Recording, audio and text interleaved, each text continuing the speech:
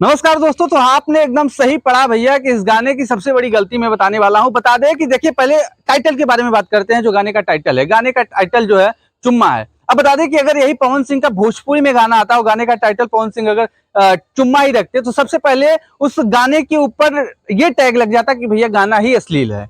मतलब कि जो भोजपुरी के ऊपर टैग लग चुका है ना कि भोजपुरी अश्लील है, तो लोग यही अब कहने लगते कि भैया ये अश्लील गाना आ गया, अश्लील गाना आ गया। लेकिन जब यही टाइटल अगर बॉलीवुड में अगर पवन सिंह का आता है, तो लोग इस चीज को नहीं बोलते हैं। तो ये चीजें फर्क हो जाती हैं। बॉलीवुड भोजपुरी में लोग किस प्रकार से वही चीजें आती हैं, लेकिन उसको अश्लील कहने लगते हैं भोजपुरी में। अब बता दें कि देखिए, गाना जो रहता है पवन सिंह का 2 मिनट 38 सेकंड का गाना है।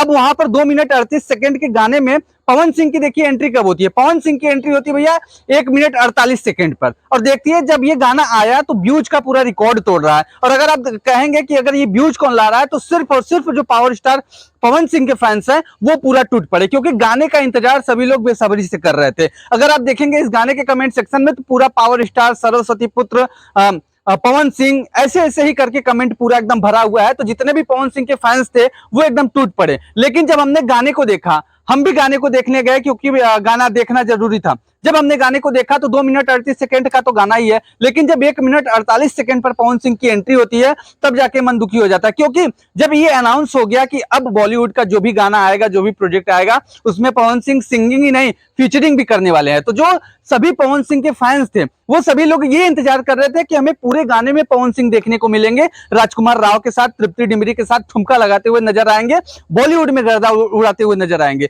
लेकिन जब 2 मिनट 38 सेकंड के ही गाने में 1 मिनट 48 सेकंड के बाद जब पवन सिंह की एंट्री होती है, तब जाके मन थोड़ा दुखी हो जाता है। पवन सिंह के फैंस देखेंगे, उनका भी मन दुखी होगा, क्योंकि 1 मिनट 48 सेकंड के बाद जब पवन सिंह की एंट्री होती है, उसके बाद भी पवन सिंह लगातार गाने में नहीं रहते हैं।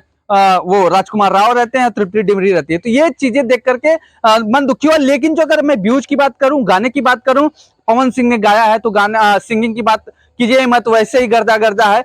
लेकिन अगर वीडियो क्वालिटी की बात करूं, तो भैया वो भी नंबर 1 है। शूट भी काफी अच्छा हुआ है, और व्यूज का रिकॉर्ड मैंने बताया है कि तोड़ रहा है। 1 से जब ये मैं वीडियो बना रहा हूं, तो 1.5 लाख से ज्यादा लाइक्स मिल चुके हैं, 27,000 से ज्यादा कमेंट आ चुके हैं, और 3.5-4 लाख से ज्यादा व्यूज आ चुके हैं। तो काफी अच्छे तरीके से ये गाना चलने वाला है।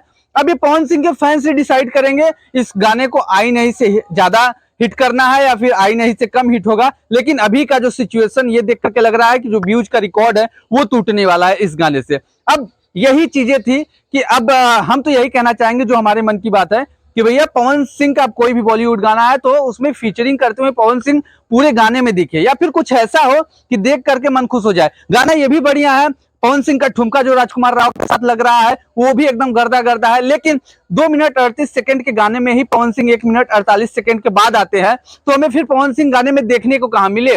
2-4 जगह बस देखने को मिले। बस जो क्लिप गाने के पहले से वायरल हुआ था वो है, और 1-2 जगह और पवन सिंह है। तो यही चीज जो था मन दुखी किया। लेकिन पवन सिंह के जो फैंस हैं, जो भी उस गाने को देख रहे हैं, मेरी बात आपको कितना सही लगती है कमेंट सेक्शन में जरूर बताइएगा। और भैया वीडियो को लाइक करिएगा, चैनल पे नए हैं तो सब्सक्राइब करिएगा। फिर मिलते हैं ऐसे किसी नए वीडियो के साथ। Thank you.